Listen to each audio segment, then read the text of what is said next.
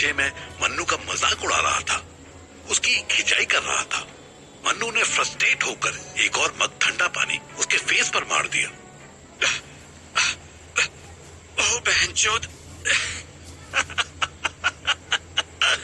चिढ़ता है साला मनु, चिढ़ता है। गौरव यार होश में आ भाई, जब एक सिगरेट नहीं चल रही थी तो दूसरी क्यों पी? अच्छा ठीक है, वो छोड़ यार। ये बता कि मेरी दीदी जिसे सिंगर बनने का कीड़ा काटा है, वो मुंबई जाकर क्या गाएगी? शलोना आशा साजन है और मैं हूँ। बात में तो उसका शासित शलजम बाहर आ जाता है। मन्नू ने बहुत कोशिश की पर फिर भी उसकी हंसी फूट पड़ी। लगता है ठंडे पानी ने तेरे सेंस ऑफ ह्यूमर का बटन ऑन कर दिया है। अच्छा ऐसा क्या? फिर तो तू भी अपने मुंह पे पानी मार ले मन्नू, क्या पता तेरी भी गिल्ट का बटन ऑन हो जाए। मन्नू के चेहरे से स्माइल बिल्कुल गायब हो गई। क्या बक रहा है तू? और उधर वो शिवानी भाभी, उस खड़ूस पुलिस वाले ने सब बताया मुझे शिवानी भाभी के बारे में। वो बेचारी अकेले तुझसे मिलने के लिए तेरे घर से रात में भाग के तेरे ऑफिस पहुंच गई, सिर्फ ये जानने के लिए कि तू यहाँ ठीक है या नहीं। और तू बहनचो, आज उसको तेरी नीड है। वो वहाँ बिहार में वल्चर्स के बीच अकेले स्ट्रगल कर रही है और तू यहाँ इसलिए परेशान है कि मीरा की मारने का मौका कब मिलेगा? वाह, ये तो कुछ हो गया ना। वो हिंदी में सिखाते थे ना, विश्लेषण नहीं, अलंकार। हाँ, अलंकार, चमनप्राश अलंकार, मीरा की मारने का मौका। चमनप्राश नहीं, अनुप्रास अलंकार चूतिए। वही मेरे को चूतिया बोला। एक्सेप्टेड। अब मैं तेरे को हरामी बोलूं, एक्सेप्ट करेगा? मन्नू को बाहर से बहुत सारे लोग के आने की आहट हुई। मन्नू जल्दी से अपनी कुर्सी पर बैठ गया और उसने फिर से भान नशेड़ी जैसा फेस बना लिया। संतोष के साथ दो लड़के और अंदर आए, दोनों दूल्हा लग रहे थे। गौरव उन्हें देखते ही स्माइल करने लगा। और ससुर जी, आज खुश तो बहुत होगे तुम, है ना? गौरव बेटा, तुम गीला कैसे हो गए? आपके दामाद ने गीला कर दिया मुझे, बताइए। संतोष ने एक बार फिर मन्नू की तरफ देखा। मन्नू भी उसकी तरफ ऐसे देखने लगा जैसे संतोष ट्रांसपेरेंट हो। संतोष के साथ जो दो लड़के आए थे उनमें से एक उसका भतीजा था और दूसरा उसका बेटा था। बेटा एज में छोटा था पर शक्ल से कमीना लगता था, वहीं भतीजे की सूरत से शराफत टपक रही थी। संतोष भतीजे से बोला, पता नहीं कौन सा माल मिक्स किया था, ऐसा नशा थोड़ी होता है। राहुल, मानू जी को उठा के मंडप तक लेके जाना। ताया जी, ये लोग कभी पीते नहीं ना, इसलिए नहीं झेल पा रहे। हाँ, पर गौरव जी को तो कुछ भी बक रहे हैं कि इनको मंडप में ले जाना तो रिस्की हो जाएगा ना। संतोष को परेशान देख उसका बेटा सुनील बोला, इसको इधर ही छोड़ देते हैं, उधर बेइज्जती करवाएगा। गौरव के कान में सिर्फ बेइज्जती शब्द पड़ गया। ओ भाई बेइज्जती, ये तो गलत बात है ना। क्या हुआ बेटा जी? अपने भाई की भाभी मेरी बहन बन गई है, तो क्या अब मैं भाई को बहन चोद बोलूंगा? तमीज में रहकर माधर चोद। सुनील, हरी नहीं बेटा, जो काम से पहले गांडा गांडा नहीं भागते। वो तो ठीक है, पर बहुत भूख लगी है। शुभ काम से पहले कुछ खाने का इंतजाम हो सकता है शाली साहब? बताइए। एक मिनट, ये भी कंफ्यूजन है कि अगर हम दोनों मनु के साले हों और मैं मनु का मुंह बोला भाई हूँ, तो तुम मेरे भी ऑलमोस्ट साले हुए। गौरव जी, आप अरे हाँ, लेकिन बट अगर मीरा मुझे अपना मुंह बोला भाई मानती है तो हम दोनों भी मेरे भाई हुए और फिर तो मनु और मीरा भी भाई बहन हुए। हाँ। भाई बहन की शादी करवाते हुए तुम्हें शर्म नहीं आती सालो? पापा, इनको भूख लगी है ना, मैं इनको कुछ खिला के आता हूँ। संतोष ने भी हाँ में सर हिला दिया। राहुल ने मन्नू को सहारा देकर उठाया और सुनील गौरव को पकड़कर जबरदस्ती बाहर ले जाने लगा। मन्नू को एक एक कदम सोच सोच कर रखता देख राहुल को कुछ शक होने लगा। सब ठीक है ना मन्नू जी? कोई दिक्कत तो नहीं? मन्नू ने उसकी तरफ अपनी पत्थर आंखों से देखा और छोटी उंगली उठा दी। पेशाब, बहुत सारी पेशाब। आइए मैं आपको बाथरूम ले चलता हूँ, बस पास ही में है। बहुत जोर की पेशाब, बहुत जोर की आई। वो दोनों इस टाइम कॉटेज से बाहर और घर से बस 20 कदम दूर थे। बीच का पूरा रास्ता सजा हुआ था। आसपास झाड़ियों में भी लाइट्स लगा दी गई थी। मन्नू वहीं झाड़ियों में सूसू करने की जिद करने लगा।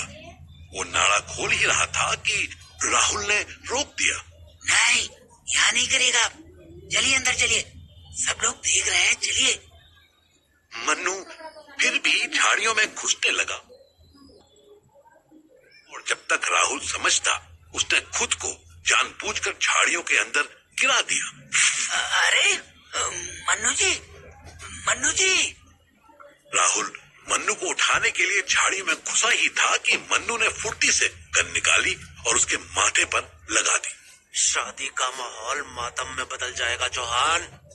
राहुल की आंखें स्टिल हो गई।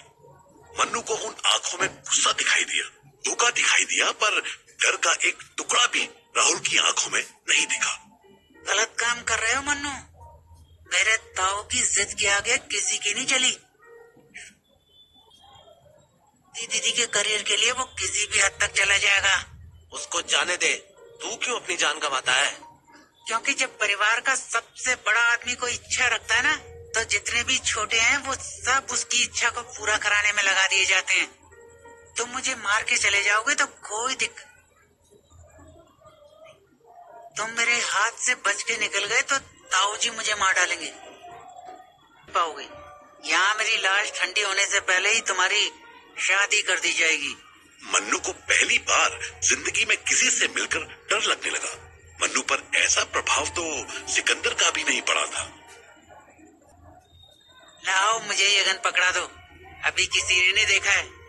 एक बार सबकी नजर यहाँ पड़ गई तो तुम्हारी बंदूक की गोलियां कम पड़ जाएंगी, पर चौहानों की छाती कम नहीं पड़ेगी। मन्नू तेजी से कोई नई तिगड़म सोचने लगा। राहुल ने गन लेने के लिए अपना हाथ आगे बढ़ा दिया।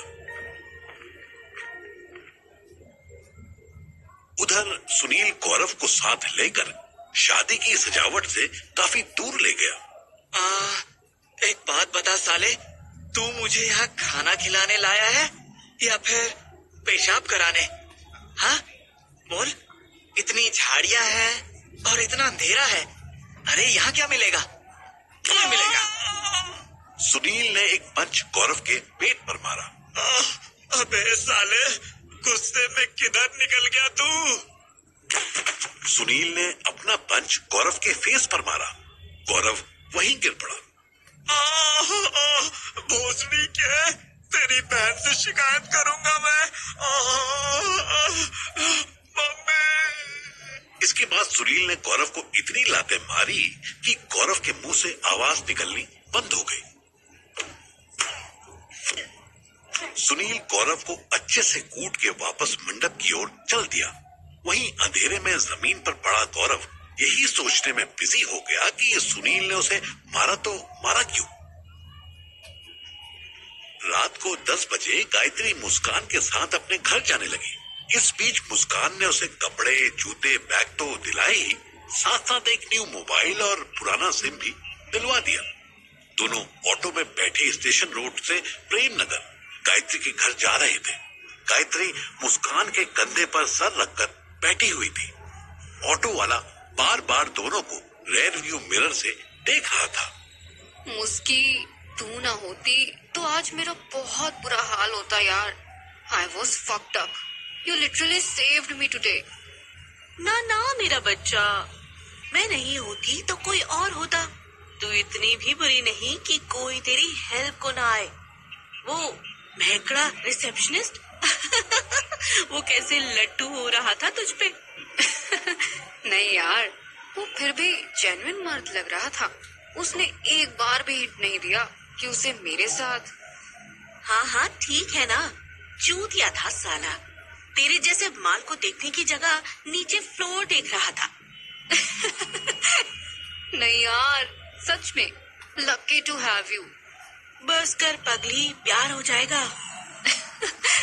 वो तो ऑलरेडी है। अच्छा बेटा, फिर वहाँ रूम में मना क्यों किया? मुस्कान का ये सवाल सुनते ही गायत्री ऑटो से बाहर देखने लगी। होटल से बाहर निकलने से पहले मुस्कान ने गायत्री को किस करने की कोशिश की थी, पर गायत्री ने उसे पोलाइटली मना कर दिया था। उसके बाद से दोनों ही इस 10 सेकंड के प्रपोजल को ऐसे इग्नोर कर रहे थे जैसे कुछ हुआ ही नहीं था। पर अब मुस्कान ने जब डायरेक्ट बोल दिया तो गायत्री नर्वस होकर बाहर देखने लगी। ओहो, ज्यादा मत सोच, मैं मजाक कर रही थी। आ, अपना 2 किलो का सर मेरे 250 ग्राम के शोल्डर पर रख दे। गायत्री की बॉडी थोड़ी हैवी थी, पर मुस्कान बिल्कुल स्लिम ट्रिम थी। दोनों मुस्कुराने लगी। गायत्री ने वापस अपना सर मुस्कान के कंधे पर रख दिया और आंखें बंद कर ली। ऑटो में लगती तेज हवा से गायत्री के बाल उड़कर कभी उसकी नाक में जाने लगे तो कभी उसकी आंखों में घुसने लगे। मुस्कान बड़े प्यार से किसी बॉयफ्रेंड की तरह उसके बाल कान के पीछे फंसाने लगी। उस टाइम ना मैं बहुत अजीब सा फील कर रही थी, लाइक चीटेड। बट मुझे साजिद पर गुस्सा नहीं आ रहा था। साजिद या जो भी नाम है उस फ्रॉड का, उसने तो वही किया जो मैं करती थी। ओ हेलो, तू किसी के कपड़े नहीं चुराती थी, वो कुत्ता साला। अरे यार, बात कपड़ों की नहीं, चीटिंग तो करती थी ना। हाँ, तू चीटिंग नहीं करती, तू लड़कों को उनकी औकात दिखाती है। तू उन्हीं को फंसाती है मेरी जान, जो ऑलरेडी किसी लड़की के साथ चीटिंग कर रहे होते हैं। लाइक वो मकड़ा मन्नू या उसका दोस्त राकेश जाट, जिसने तुझे हिला के रख दिया। गायत्री राकेश के साथ बीती रात याद करके मुस्कुराने लगी। उसका नाम ना ले यार, कुछ कुछ होता है। क्या क्या होता है मेरी जान, जरा हमें भी तो बता। गायत्री के चेहरे पर फिर बाल पड़ गए और फिर से मुस्कान उसके बाल साइड करने लगी। गायत्री ने मुस्कान की तरफ देखा। दोनों का फेस का डिस्टेंस 4 इंच भी नहीं था। गायत्री की नजर मुस्कान के लिप्स पर गई। मुस्कान की धड़कनें बढ़ गई। काश तू भी मेरी तरह होती तो तू क्या करती? तुझे कस के किस कर लेती। गायत्री थोड़ी और पास आई और मुस्कान के होठों से अपने होठ मिला दिए। अचानक ऑटो वाले ने ऐसा भयंकर ब्रेक्स लगाए कि दोनों लड़कियां गिरते गिरते बची। ऑटो डीसीएम रोड के डिवाइडर से बस टकराने ही वाला था कि ऑटो वाले ने ब्रेक्स लगा दिए। आंख बंद करके ऑटो चला रहा है क्या? भैंचो। ऑटो वाला डर से कांप रहा था। मुस्कान के चेहरे पर मुस्कान आई। वो धीरे से बोली, लगता है पीछे देखकर चला रहा था। मुस्कान का फोन बजा। अननोन नंबर था। उसने एक कॉल रिसीव की। मैडम, मैं खजांची होटल के रिसेप्शन से बोल रहा हूँ, आप जल्दी वापस आइए। रिसेप्शनिस्ट इतनी जोर से चिल्ला रहा था कि गायत्री को भी आवाज आ गई।